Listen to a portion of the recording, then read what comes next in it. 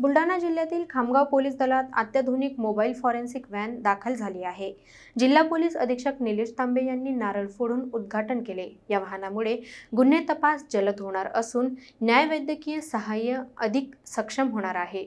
बुलढाणा जिल्ह्याच्या खामगाव पोलीस दलात तांत्रिक क्षमतांची नवी भर पडली आहे। अत्याधुनिक सुविधांनी सज्ज अशी मोबाईल फॉरेन्सिक व्हॅन आज अधिकृतपणे दाखल झाली असून जिल्हा पोलीस अधीक्षक निलेश तांबे यांनी नारळ फोडून या व्हॅनचे उद्घाटन केले। राज्य शासनाच्या नव्या धोरणानुसार 7 वर्षे किंवा त्याहून अधिक शिक्षेस पात्र असलेल्या गंभीर गुन्ह्यांमध्ये फॉरेन्सिक आणि न्यायवैद्यकीय पुराव्यांचा वापर अनिवार्य करण्यात आला आहे। या धोरणाचा एक भाग म्हणून बुलढाणा जिल्ह्यात आता 2 मोबाईल फॉरेन्सिक व्हॅन कार्यरत होत आहेत। ही व्हॅन घटनास्थळी तात्काळ वैज्ञानिक तपासणी, फिंगरप्रिंट, रक्त, तंतू तसेच इतर न्यायवैद्यकीय पुरावे संकलित करण्यासाठी वापरली जाणार आहे।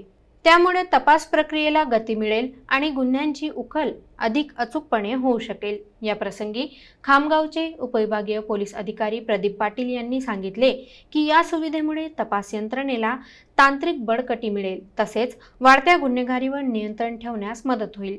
या नव्या वाहनामुळे बुलढाणा जिल्ह्यातील पोलिसांच्या कार्यक्षमतेत आणि गुन्हे उकलण्याच्या प्रक्रियेत एक नवा अध्याय सुरू झाला आहे।